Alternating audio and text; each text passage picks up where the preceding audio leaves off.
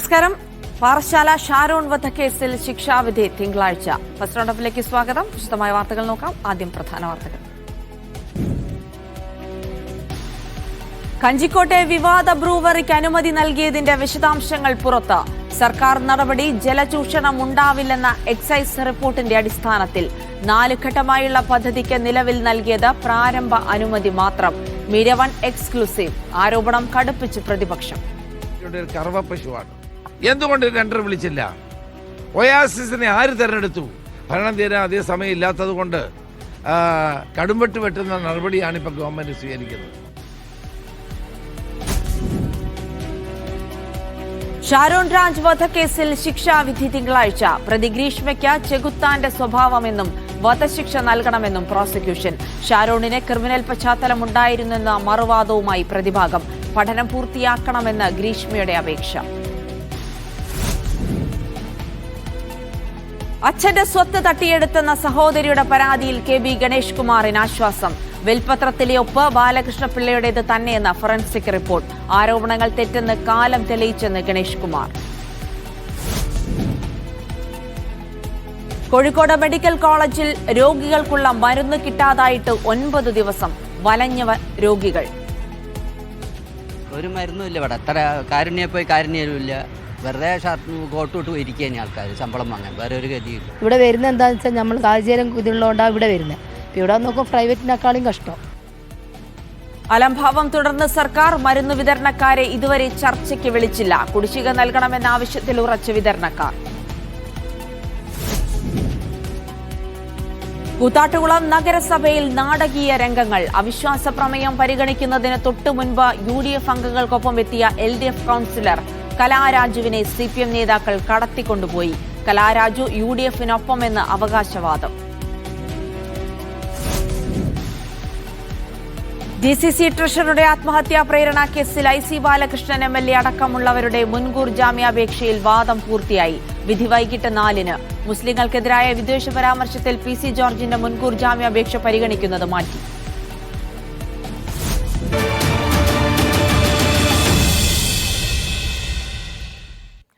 കഞ്ചിക്കോട്ടെ വിവാദ ബ്രൂവറിക്ക് സർക്കാർ നൽകിയത് പ്രാരംഭ അനുമതി മാത്രമെന്ന് ഉത്തരവ്. ജലചൂഷണം ഉണ്ടാവില്ലെന്ന എക്സൈസ് കമ്മീഷണറുടെ റിപ്പോർട്ടും അനുമതിക്ക് സഹായകമായി. സംസ്ഥാന സർക്കാരിന്റെ മദ്യനയത്തെ അടിസ്ഥാനമാക്കിയാണ് ഒയാസിസ് ഗ്രൂപ്പിന് പ്രാരംഭ അനുമതി നൽകിയിരിക്കുന്നത്. സർക്കാരിന്റെ ഉത്തരവിന്റെ പകർപ്പ് മീഡിയ വൺ പുറത്തുവിട്ടു. First on Media one.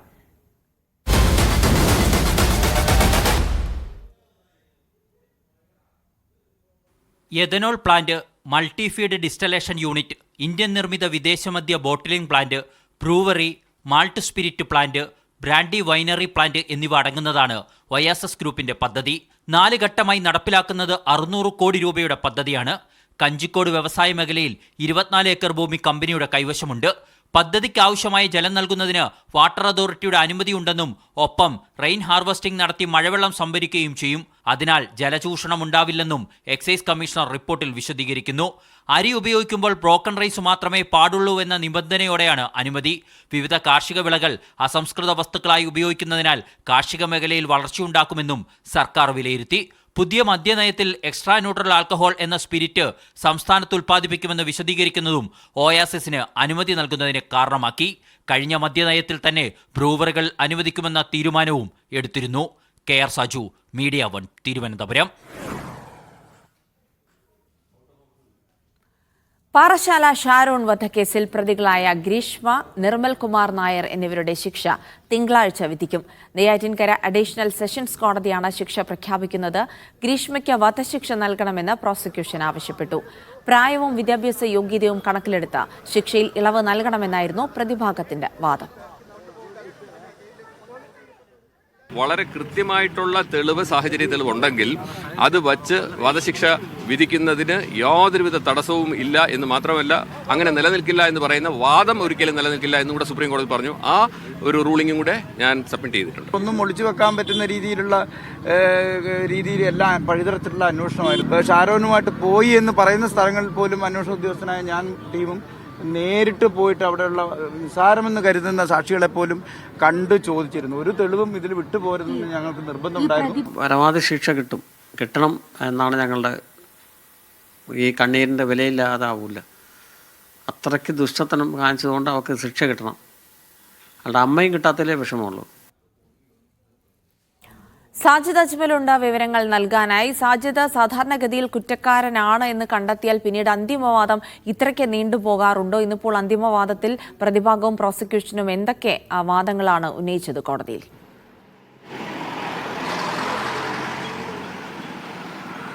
Jilsy, കുറ്റക്കാരാണ് എന്ന് കണ്ടെത്തിയ പശ്ചാത്തലത്തിൽ ശിക്ഷയിൽ പരമാവധി ഇളവ് ലഭിക്കണം എന്നുള്ള രീതിയിലായിരുന്നു ഗ്രീഷ്മയുടെ അഭിഭാഷകന്റെ വാദമുഖങ്ങൾ.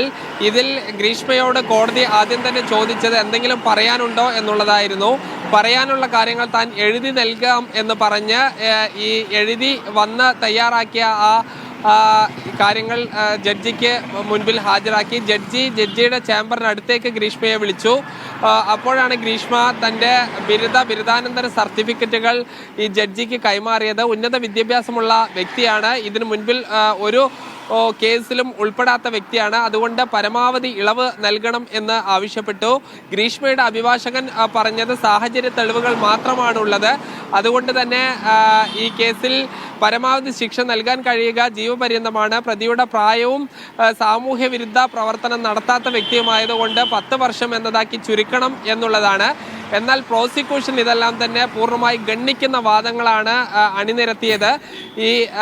ഈ പ്രണയത്തെ തന്നെ കൊലപ്പെടുത്തുന്ന രീതിയിലുള്ള ഒരു പ്രവർത്തനമാണ് ചെയ്തത്. കാരണം പ്രണയം നടിച്ച് ഈ വീട്ടിലേക്ക് വിളിച്ചു വരുത്തി നടത്തിയ കൊലപാതകമാണ്. അതുകൊണ്ട് തന്നെ ഇത് പ്രണയം തന്നെയാണ് കൊല ചെയ്യപ്പെട്ടത്. അതുകൊണ്ട് അപൂർവങ്ങളിൽ അപൂർവമായ ഒരു കേസാണെന്നും ചെകുത്താന്റെ ചിന്തയുള്ള ഈ യുവതി നടത്തിയ പ്രവർത്തനങ്ങൾ ഒരിക്കലും നീതീകരിക്കാൻ കഴിയില്ല, അതുകൊണ്ട് വധശിക്ഷ തന്നെ നൽകണം എന്നുള്ള ആവശ്യവും ഉന്നയിച്ചു. എന്തായാലും ഈ പ്രതിവാദങ്ങൾ ഏതാണ്ട് 3/4 മണിക്കൂറോളം നീണ്ടു നിൽക്കുകയും ചെയ്തു. ശിക്ഷയിൽ തിങ്കളാഴ്ചയാണ് വിധി പറയുക. തിങ്കളാഴ്ച രാവിലെ 11 മണിക്ക് ഈ കേസ് കോടതി പരിഗണിക്കുകയും ശിക്ഷ വിധിക്കുകയും ചെയ്യും എന്നുള്ളതാണ്. ഇതിൽ ഈ പരമാവധി ശിക്ഷ എന്നുള്ളതിലേക്ക് പോകുമോ അതോ ഒരു ജീവപര്യന്തമാകുമോ, ഇരട്ട ജീവപര്യന്തമാകുമോ എന്നുള്ളതെല്ലാം തന്നെയാണ് കാത്തിരുന്ന് കാണാനുള്ളത്. ഈ സമൂഹത്തിന് ഒരു സന്ദേശം നൽകുന്ന ശിക്ഷ നൽകണം എന്നുകൂടി പ്രോസിക്യൂഷൻ ആവശ്യപ്പെട്ടിട്ടുണ്ട്. ജിൽസി, ശരി. പാറശാല ഷാറൂൺ വധക്കേസിൽ മറ്റന്നാളാണ് ശിക്ഷാവിധി ഉണ്ടാവുക. ഇന്നിപ്പോൾ കേസിലെ അന്തിമവാദം പൂർത്തിയായി. സാജിദ് അജ്മലാണ് വിവരങ്ങൾ നൽകിയത്. ഗ്രീഷ്മയുടെ അമ്മ സിന്ധുവിനെതിരെ നിലവിൽ നിയമ നടപടിക്കില്ലെന്ന ഷാറൂണിന്റെ സഹോദരൻ. വിഷമം കൊണ്ടാണ് ഹൈക്കോടതിയെ സമീപിക്കുമെന്ന് അച്ഛൻ പറഞ്ഞത്. ഗ്രീഷ്മയ്ക്ക് പരമാവധി ശിക്ഷ കിട്ടിയാൽ മതിയെന്നും ഷിമോൻ രാജ് മീഡിയ വണ്ണിനോട് പറഞ്ഞു. തെളിവുകളുടെ അടിസ്ഥാനത്തിലാണ് കോടതി വിധി വന്നിട്ടുള്ളത്. അത് പൂർണ്ണമായിട്ട് ഞങ്ങൾ അംഗീകരിക്കുകയാണ്. ഞങ്ങൾക്ക് വേണ്ടിയിരുന്നത് ഗ്രീഷ്മേനെയും അത് പക്ഷേ കൂടെ പ്രതികളായിട്ടുള്ള എല്ലാവരും വേണം. എന്നാൽ തെളിവുകളുടെ അടിസ്ഥാനത്തിൽ അമ്മാവനും വന്നിട്ടുണ്ട്, ഗ്രീഷ്മയ്ക്ക് 4 സെക്ഷൻസ് വന്നിട്ടുണ്ട്. അതിൽ ഞങ്ങൾ തൃപ്തരാണ് ആക്ച്വലി. അപ്പോൾ ഇനി ശിക്ഷ, അതുപോലെ തന്നെ ശിക്ഷയിലെ കാര്യത്തിലും പരമാവധി ശിക്ഷ ലഭിക്കുമെന്ന് തന്നെയാണ് വിശ്വാസം. അങ്ങനെയാണ് പ്രതീക്ഷ. മണ്ണാർക്കാട് നബീസ കൊലപാതക കേസിൽ പ്രതികളുടെ ശിക്ഷാവിധി ഇന്ന്. തോട്ടര സ്വദേശിയായ നബീസയെ കൊലപ്പെടുത്തിയത് പേരക്കുട്ടി ബഷീറും ഭാര്യ ഫസീലയും ചേർന്നാണ്. ഇവർ കുറ്റക്കാരാണെന്ന് കോടതി ഇന്നലെ വിധിച്ചിരുന്നു. 2016 കേസിനാസ്പദമായ സംഭവം. ഭക്ഷണത്തിൽ വിഷം ചേർത്ത് നൽകിയിട്ടും നബീസയ്ക്ക് ആരോഗ്യ പ്രശ്നങ്ങൾ ഇല്ല എന്ന് മനസ്സിലായതോടെ പ്രതികൾ ബലം പ്രയോഗിച്ച് വിഷം കുടിപ്പിക്കുകയായിരുന്നു. തുടർന്ന് മൃതദേഹം വഴിയരികിൽ ഉപേക്ഷിച്ചുവെന്നാണ് കേസ്. സഹോദരി ഉഷ മോഹൻദാസുമായുള്ള സ്വത്ത് കേസിൽ മന്ത്രി കെ ബി ഗണേഷ് കുമാറിന് ആശ്വാസം നൽകി ഫോറൻസിക് റിപ്പോർട്ട്. സ്വത്തുക്കൾ ഗണേഷ് കുമാറിന് കൈമാറിയുള്ള വിൽപത്രത്തിലെ ഒപ്പ് ആർ ബാലകൃഷ്ണപിള്ളയുടേത് തന്നെയെന്ന് റിപ്പോർട്ടിലുണ്ട്. വ്യാജ ഒപ്പാണെന്ന് ഉഷ മോഹൻദാസിന്റെ വാദം തെറ്റാണെന്ന് കണ്ടെത്തി. സത്യം തെളിയുന്നതിൽ സന്തോഷമുണ്ടെന്ന് ഗണേഷ് കുമാർ പ്രതികരിച്ചു. ആർ ബാലകൃഷ്ണപിള്ള അസുഖബാധിതനായി കഴിഞ്ഞ സമയത്താണ് തന്റെ സ്വത്തുക്കൾ മുഴുവൻ കെ ബി ഗണേഷ് കുമാറിന്റെ പേരിൽ എഴുതി വെച്ചത്. വിൽപത്രം പിതാവിന് ബോധമില്ലാത്ത സമയത്ത് ഉണ്ടാക്കിയതെന്നായിരുന്നു ഗണേഷിന്റെ സഹോദരി ഉഷ വാദിച്ചത്. കൊട്ടാരക്കര മുൻസിഫ് കോടതിയിൽ പരാതിയും നൽകി. ഇതിന് പിന്നാലെയാണ് വിൽപത്രത്തിലെ ഒപ്പുകൾ ഫോറൻസിക് പരിശോധനയ്ക്ക് അയച്ചത്. ആർ ബാലകൃഷ്ണപിള്ള നേരത്തെ നടത്തിയ ബാങ്ക് ഇടപാടുകളിലെ ഒപ്പുകൾ, തെരഞ്ഞെടുപ്പ് സമയത്ത് നോമിനേഷൻ നൽകിയപ്പോഴുള്ള ഒപ്പുകൾ എന്നിവ ഫോറൻസിക് സംഘം പരിശോധിച്ചു. ഇതിനുശേഷമാണ് വിൽപത്രത്തിലെ ഒപ്പും മറ്റൊപ്പുകളും ഒന്നാണെന്ന് കണ്ടെത്തി കോടതിക്ക് റിപ്പോർട്ട് സമർപ്പിച്ചത്. സ്വത്ത് തർക്ക കേസിൽ ഗണേഷ് കുമാറിന് അനുകൂലമാണ് ഫോറൻസിക് റിപ്പോർട്ട്. കോടതിയുടെ പരിഗണനയിലുള്ള വിഷയമായതിനാൽ കൂടുതൽ പ്രതികരിക്കാനില്ലെന്ന് പറഞ്ഞ മന്ത്രി ഫോറൻസിക് കണ്ടെത്തലിൽ സന്തോഷമുണ്ടെന്ന് വ്യക്തമാക്കി. സത്യം ഇഴഞ്ഞു പോകുമ്പോൾ അസത്യം പാഞ്ഞു പോകും. അപ്പോൾ സത്യം ഇഴഞ്ഞാണെങ്കിലും വരും എന്നതിൽ സന്തോഷമുണ്ട്. ഞാൻ എൻ്റെ ജീവിതത്തിൽ ഇത്തരത്തിലുള്ള കൃത്രിമം കാണിക്കുന്ന ഒരാളല്ല. സ്വത്ത് തർക്കത്തിന്റെ പേരിലാണ് ആദ്യ 2.5 വർഷം മന്ത്രിസ്ഥാനത്ത് നിന്ന് ഗണേഷ് കുമാറിനെ മാറ്റി നിർത്തിയത്. മുഖ്യമന്ത്രിക്ക് ഉഷ മോഹൻദാസ് പരാതി നൽകിയിരുന്നു. പിന്നീട് ഘടകകക്ഷികൾക്കിടയിൽ ഉണ്ടായ ധാരണ പ്രകാരമാണ് കേസ് നിലനിൽക്കുമ്പോൾ തന്നെ ഗണേഷ് കുമാർ മന്ത്രിയായത്. മീഡിയ 1 തിരുവനന്തപുരം. കോഴിക്കോട് മെഡിക്കൽ കോളേജിൽ മരുന്നില്ലാതെ രോഗികൾ വലയുമ്പോഴും തിരിഞ്ഞു നോക്കാതെ ആരോഗ്യവകുപ്പ്. മരുന്ന് നൽകുന്നത് നിർത്തിയിട്ട് 9 ദിവസം പിന്നിട്ടിട്ടും മരുന്ന് വിതരണക്കാരെ ആരോഗ്യവകുപ്പ് ഇതുവരെ ചർച്ചയ്ക്ക് വിളിച്ചില്ല. സെപ്റ്റംബർ വരെയുള്ള കുടിശ്ശിക ലഭിച്ചാൽ മാത്രമേ മരുന്ന് വിതരണം പുനരാരംഭിക്കുകയുള്ളൂ എന്ന് മരുന്ന് വിതരണ കമ്പനികൾ. കോഴിക്കോട് മെഡിക്കൽ കോളേജിലെ ന്യായവില മെഡിക്കൽ ഷോപ്പുകളിൽ പല മരുന്നുകളും കിട്ടാനില്ല.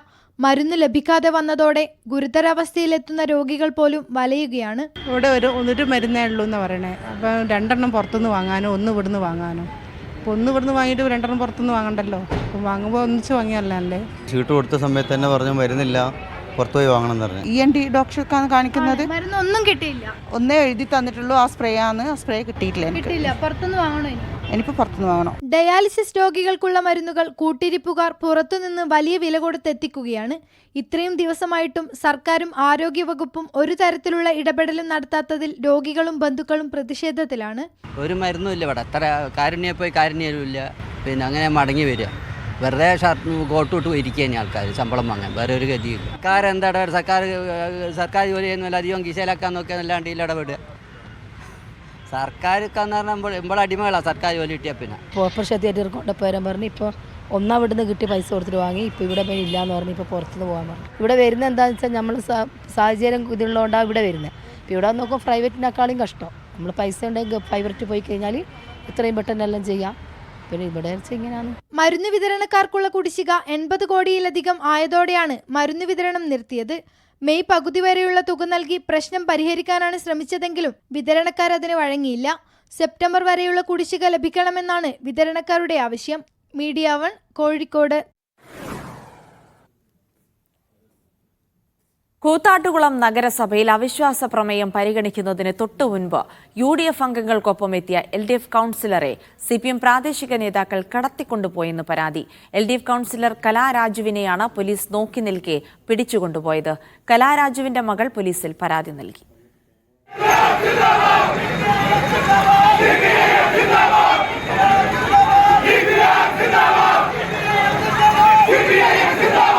കൂത്താട്ടുകുളം നഗരസഭയിൽ LDF ഭരണസമിതിക്കെതിരെ UDF കൊണ്ടുവന്ന അവിശ്വാസ പ്രമേയം പരിഗണിക്കുന്നതിന് മിനിറ്റുകൾക്ക് മുൻപാണ് നാടകീയ രംഗങ്ങൾ. UDF അംഗങ്ങൾക്കൊപ്പമെത്തിയതായിരുന്നു LDF councillor Kalaraju. വാഹനത്തിൽ നിന്ന് പുറത്തേക്കിറങ്ങി മുന്നോട്ട് നീങ്ങുന്നതിനിടെ CPM പ്രാദേശിക നേതാക്കൾ കുതിച്ചെത്തി. UDF കൗൺസിലർമാരെ തള്ളിമാറ്റി കലാരാജുവുമായി കടന്നു.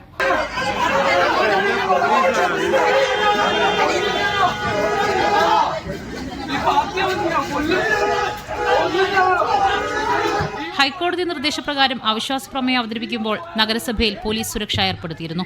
അതിക്രമം നടക്കുമ്പോൾ പോലീസ് നോക്കി നിന്നുവെന്ന് UDF ആരോപിച്ചു. ഇതിൽ പ്രതിഷേധിച്ച് UDF പ്രവർത്തകർ കൂത്താട്ടുകുളം പോലീസ് സ്റ്റേഷൻ ഉപരോധിക്കുകയും ചെയ്തു. ഒരു വിട്ടുവീഴ്ച കാര്യത്തിലില്ല. ഇവിടെ എന്തും ചെയ്യാൻ പക്കാ ഗുണ്ടായിസം ഇവിടെ കാണിക്കുമ്പോൾ അതിനെതിരെ കേരളത്തിലെ ജനാധിപത്യം ഉണരണമെന്നാണ് എനിക്ക് സൂചിപ്പിക്കുവാനുള്ളത്. ഈ കൗൺസിലർ തട്ടിക്കൊണ്ടുപോയത് എവിടെയാണ്? ഇത്ര നേരം പോലീസുകാർ അന്വേഷിച്ചോ? കൂത്താട്ടുകുളം നഗരസഭയിൽ LDFന് 13 അംഗങ്ങളുടെ പിന്തുണയാണുള്ളത്. UDFന് 11 അംഗങ്ങളും ഒരു സ്വതന്ത്രനുമുണ്ട്.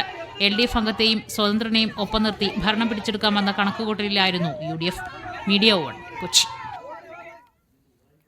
വയനാട് DCC ട്രഷറർ NM വിജയന്റെ ആത്മഹത്യയിൽ IC ബാലകൃഷ്ണൻ MLA അടക്കമുള്ളവരുടെ മുൻകൂർ ജാമ്യാപേക്ഷയിൽ ഇന്ന് വൈകിട്ട് വിധി പറയും. കൽപ്പറ്റ സെഷൻസ് കോടതിയാണ് വിധി പറയുക. IC Balakrishnan, DCC president ND അപ്പച്ചൻ, മുൻ കോൺഗ്രസ് നേതാവ് KK ഗോപിനാഥൻ എന്നിവർക്കെതിരെ ആത്മഹത്യാ പ്രേരണാ കുറ്റമാണ് ചുമത്തിയിട്ടുള്ളത്. വിദേശ പ്രസംഗത്തിൽ BJP നേതാവ് PC ജോർജിന്റെ മുൻകൂർ ജാമ്യാപേക്ഷ പരിഗണിക്കുന്നത് ഈ മാസം 25-ലേക്ക് മാറ്റി. കോട്ടയം സെഷൻസ് കോടതിയാണ് ഹർജി മാറ്റിയത്. 18 വരെ അറസ്റ്റ് ചെയ്യരുതെന്നായിരുന്നു കോടതി നേരത്തെ നിർദ്ദേശിച്ചിരുന്നത്. ഈ മാസം 5-ന് നടന്ന ചാനൽ ചർച്ചയിലാണ് മുഴുവൻ മുസ്ലിങ്ങളും വർഗീയവാദികളാണെന്നായിരുന്നു PC ജോർജിന്റെ വർഗീയ പരാമർശം. പരാതിയിൽ പോലീസ് കേസെടുക്കാൻ വൈകിയതിലും അറസ്റ്റ് നടപടികൾക്ക് തയ്യാറാകാത്തതിലും വ്യാപക വിമർശനമുയർന്നിരുന്നു. പത്തനംതിട്ടയിൽ CPM ജില്ലാ നേതാക്കളെ ആക്ഷേപിച്ച് പുറത്താക്കപ്പെട്ട CWC അംഗമായ വനിത. കുട്ടിയെ ആക്രമിച്ചതിന് പുറത്താക്കിയ CWC അംഗം കാർത്തികയുടേതാണ് ആക്ഷേപ Facebook post. Malayalappuzha local secretary 3ാം കിട ക്രിമിനൽ എന്ന പോസ്റ്റിൽ എല്ലാത്തിനും മുൻ ജില്ലാ സെക്രട്ടറി KP ഉദയഭാനു ഉത്തരം പറയേണ്ടി വരുമെന്നും പോസ്റ്റിൽ പറയുന്നു. തുമ്പമൺ മുൻ ബ്രാഞ്ച് സെക്രട്ടറി കൂടിയാണ് കാർത്തിക. സ്ഥിരം ക്രിമിനൽ കേസുകളിൽ പ്രതിയായതോടെ ഭർത്താവ് അർജുൻ ദാസിനെയും പാർട്ടി പുറത്താക്കിയിരുന്നു. ഘർവാപ്പസി പ്രാണപ്രതിഷ്ഠാ പരാമർശങ്ങളിൽ RSS തലവൻ മോഹൻ ഭാഗവതിനെതിരെ രൂക്ഷ വിമർശനവുമായി കത്തോലിക്ക സഭയുടെ മുഖപത്രം ദീപിക. മോഹൻ ഭാഗവതിന്റെ വാക്കുകൾ നിന്ദ്യവും ന്യൂനപക്ഷ വിരുദ്ധവുമാണെന്ന് മുഖപ്രസംഗം വിമർശിച്ചു. മോഹൻ ഭാഗവതിന്റെ കേരള സന്ദർശനം തുടരുമ്പോഴാണ് ദീപികയുടെ വിമർശനം. മുൻ രാഷ്ട്രപതി പ്രണബ് കുമാർ മുഖർജി ഘർവാപ്പസിയെ പിന്തുണച്ചു. ആദിവാസികൾ ക്രൈസ്തവരായി മതപരിവർത്തനം ചെയ്യുന്നതിനെ അംഗീകരിച്ചില്ല. ക്രൈസ്തവനാകുന്നതിനെ ദേശവിരുദ്ധതയോടാണ് പ്രണബ് മുഖർജി ഉപമിച്ചത്. മോഹൻ ഭാഗവതിന്റെ പ്രസംഗത്തിലെ ഈ വെളിപ്പെടുത്തലുകളുടെ പശ്ചാത്തലത്തിലാണ് ദീപികയുടെ മുഖപ്രസംഗം. വിചാരധാരകൾ മറന്നീക്കുമ്പോൾ എന്ന തലക്കെട്ടിലെഴുതിയ മുഖപ്രസംഗത്തിൽ ഭാഗവതിന്റെ വാക്കുകൾ ആദിവാസികളെയും ക്രൈസ്തവരെയും അവഹേളിക്കുന്നതാണെന്ന് കുറ്റപ്പെടുത്തുന്നു. ഘർവാപ്പസിയാണ് നിർബന്ധിത മതപരിവർത്തനം. ദേശവിരുദ്ധത എന്ന പേരിൽ പുതിയ ഇരകളെ സൃഷ്ടിക്കുകയാണ്. ദളിതരെയും ന്യൂനപക്ഷങ്ങളെയും ബഹുമാനിക്കാൻ മോഹൻ ഭാഗവത് അണികളെ പഠിപ്പിക്കണം. വിഭാഗീയ രാഷ്ട്രീയത്തെക്കാൾ മഹത്തരമാണ് രാജ്യമെന്നും മുഖപ്രസംഗം RSS തലവനെ ഓർമ്മിപ്പിക്കുന്നു. രാമക്ഷേത്രത്തിലെ പ്രതിഷ്ഠയോടെയാണ് രാജ്യത്തിന് സ്വാതന്ത്ര്യം ലഭിച്ചതെന്ന പരാമർശത്തെയും മുഖപ്രസംഗം വിമർശിക്കുന്നു. സ്വാതന്ത്ര്യസമരത്തിൽ പങ്കെടുക്കാത്തതിന്റെ അപകർഷതയാണ് RSSന്. ഇന്ത്യയെ അവഹേളിക്കാൻ RSSന് അവകാശമില്ലെന്നും മുഖപ്രസംഗത്തിൽ പറയുന്നു. 5 ദിവസത്തെ സംഘടനാ പരിപാടികൾക്കായി RSS തലവൻ കേരളത്തിൽ തുടരുമ്പോഴാണ് കത്തോലിക്ക സഭയുടെ മുഖപത്രത്തിന്റെ വിമർശനം. മീഡിയ 1 കൊച്ചി.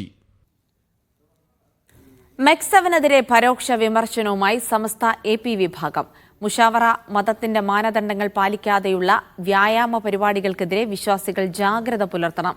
പുരുഷന്മാർക്കിടയിൽ ഇടകലർന്നുള്ള വ്യായാമം അനുവദനീയമല്ല. മതവിശ്വാസത്തിന് ഹാനികരമാകുന്ന ഗാനങ്ങളും പ്രചാരണങ്ങളും ക്ലാസുകളും അനുവദിക്കാനാകില്ലെന്നും AP വിഭാഗം അഭിപ്രായപ്പെട്ടു. നെടുമങ്ങാട് ഇരിഞ്ചേത്ത ടൂറിസ്റ്റ് ബസ് മറിഞ്ഞുണ്ടായ അപകടത്തിൽ ഡ്രൈവറുടെ അറസ്റ്റ് പോലീസ് രേഖപ്പെടുത്തി. വാഹനത്തിന്റെ അമിത വേഗതയാണ് അപകടത്തിന് കാരണമായതെന്നും പോലീസ് പറഞ്ഞു. അതിനിടെ റോഡിന്റെ അശാസ്ത്രീയതയെ തുടർന്നാണ് അപകടമുണ്ടായതെന്നും ഇതിലുടൻ പരിഹാരം കാണണമെന്നും ആവശ്യപ്പെട്ട് കോൺഗ്രസ് റോഡ് ഉപരോധിച്ചു. അലക്ഷ്യമായി വാഹനമോടിച്ച് ജീവൻ നഷ്ടപ്പെടുത്തിയെന്ന് കാണിച്ചാണ് ഒറ്റശേഖരമംഗലം സ്വദേശി അരുൾദാസിനെ പോലീസ് അറസ്റ്റ് ചെയ്തത്. അപകടശേഷം സംഭവസ്ഥലത്തു നിന്നും ഇയാൾ ഓടി രക്ഷപ്പെട്ടിരുന്നു. കാട്ടാക്കടയിലെ സ്വകാര്യ ആശുപത്രിയിൽ ചികിത്സ തേടിയ ശേഷം സുഹൃത്തിന്റെ വീട്ടിലെത്തിയപ്പോഴാണ് പോലീസ് ഇയാളെ പിടികൂടിയത്. വാഹനത്തിന്റെ അമിത വേഗതയാണ് അപകടത്തിന് കാരണമെന്നും പോലീസ് പറയുന്നു. ബസ് ഓടിച്ചു വന്ന ഡ്രൈവറിന്റെ അലക്ഷ്യമായിട്ടുള്ള ഡ്രൈവിംഗ് ആണ്, ഓവർ സ്പീഡാണ് അപകടത്തിലേക്ക് നയിച്ചത് എന്നാണ് പ്രാഥമികമായിട്ടുള്ള അന്വേഷണത്തിൽ വെളിപ്പെട്ടിട്ടുള്ളത്. നെടുമങ്ങാട് വെമ്പായം റോഡിന്റെ അശാസ്ത്രീയ നിർമ്മാണമാണ് അപകടത്തിന് കാരണമെന്ന് നാട്ടുകാർ ആരോപിച്ചു. ഇതിൽ ഉടൻ പരിഹാരം കാണണമെന്നാവശ്യപ്പെട്ട് കോൺഗ്രസ് പ്രവർത്തകർ റോഡ് ഉപരോധിച്ചു.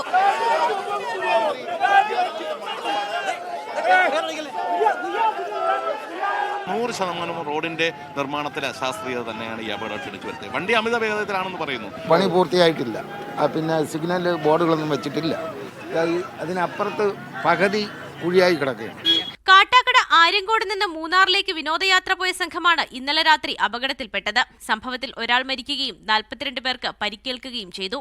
മീഡിയ 1 തിരുവനന്തപുരം. റഷ്യൻ കൂലിപ്പട്ടാളത്തിൽ ചേർന്ന മലയാളികൾ കൊല്ലപ്പെട്ടതിൽ 3 പേർ പോലീസ് കസ്റ്റഡിയിൽ. യുവാക്കളെ റഷ്യയിലേക്ക് കൊണ്ടുപോയ എറണാകുളം സ്വദേശി സന്ദീപ് തോമസ്, ചാലക്കുടി സ്വദേശി സുമേഷ് ആന്റണി, യുവാക്കളുടെ ബന്ധു തെയ്യൂർ സ്വദേശി സിബി എന്നിവരാണ് കസ്റ്റഡിയിലുള്ളത്. റഷ്യയിലകപ്പെട്ട ജെയിൻ കുര്യന്റെ ബന്ധുക്കളുടെ പരാതിയിലാണ് വടക്കാഞ്ചേരി പോലീസ് ഇവരെ കസ്റ്റഡിയിലെടുത്തത്. രാഹുൽ ഈശ്വറിനെതിരെ ഹണി റോസ് നൽകിയ പരാതിയിൽ പോലീസ് ഹൈക്കോടതിയിൽ റിപ്പോർട്ട് സമർപ്പിച്ചു. കേസിൽ രാഹുൽ ഈശ്വറിനെ നിലവിൽ പ്രതി ചേർത്തിട്ടില്ലെന്നും കേസെടുക്കണമോ എന്ന കാര്യത്തിൽ പ്രാഥമിക അന്വേഷണമാണ് നടക്കുന്നതെന്നും പോലീസ് അറിയിച്ചു. നിയമോപദേശത്തിന്റെ അടിസ്ഥാനത്തിൽ തുടർ നടപടികൾ സ്വീകരിക്കുമെന്നും എറണാകുളം സെൻട്രൽ പോലീസ് ഹൈക്കോടതിയിൽ സമർപ്പിച്ച റിപ്പോർട്ടിൽ പറയുന്നു. രാഹുലിന്റെ മുൻകൂർ ജാമ്യാപേക്ഷയിലാണ് പോലീസിനോട് ഹൈക്കോടതി റിപ്പോർട്ട് തേടിയത്. കാസർകോട് കുമ്പളയിൽ അനുമതിയില്ലാതെ വെടിക്കെട്ട് നടത്തിയതിൽ ക്ഷേത്ര ഭാരവാഹികൾക്കെതിരെ പോലീസ് കേസെടുത്തു. കുമ്പള കണിപ്പുര ശ്രീഗോപാലകൃഷ്ണ ക്ഷേത്ര ഉത്സവത്തോടനുബന്ധിച്ചാണ് അനുമതിയില്ലാതെ വെടിക്കെട്ട് നടത്തിയത്. ക്ഷേത്രം സെക്രട്ടറി, പ്രസിഡന്റ് എന്നിവർക്ക് പുറമെ മറ്റ്5 പേർക്കെതിരെയും കേസെടുത്തു. ഇന്നലെ രാത്രിയായിരുന്നു വെടിക്കെട്ട്.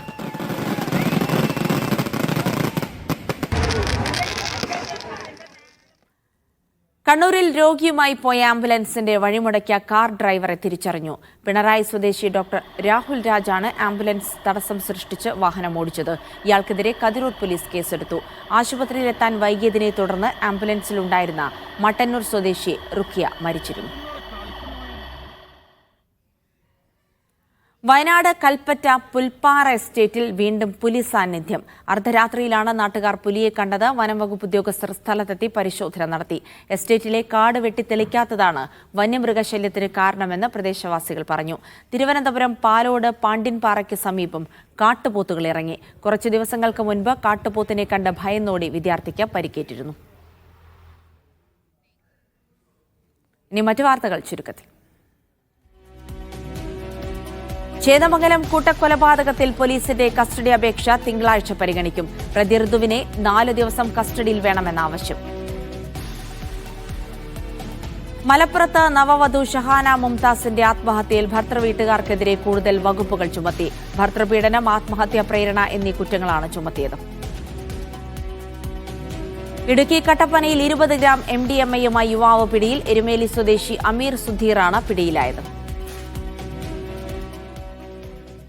കോട്ടയം വൈക്കത്ത് വീടിന് തീപിടിച്ച് വയോധിക മരിച്ചു. ഇടയാഴം കൊല്ലന്താനത്ത് മേരിയാണ് മരിച്ചത്. അലഹബാദ് ഹൈക്കോടതി ജഡ്ജിയുടെ വിദ്വേഷ പരാമർശത്തിൽ സുപ്രീംകോടതി ചീഫ് ജസ്റ്റിസിന് 13 മുതിർന്ന അഭിഭാഷകരുടെ കത്ത്. യാദവിനെതിരെ കേസെടുക്കാൻ CBIക്ക് നിർദ്ദേശം നൽകണമെന്ന ആവശ്യം. മലപ്പുറം പാണ്ടിക്കാട് ടയർ പൊട്ടി നിയന്ത്രണം വിട്ട കാറിടിച്ചൊരു മരണം.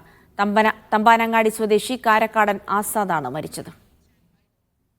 സ്വർണം 22 ക്യാരറ്റ് ഗ്രാമിന് 7400 രൂപ, പവന് 59,200 രൂപ. സ്വർണം 18 ക്യാരറ്റ് ഗ്രാമിന് 6140 രൂപ, പവന് 49,120 രൂപ. വെള്ളി ഗ്രാമിന് 99 രൂപ.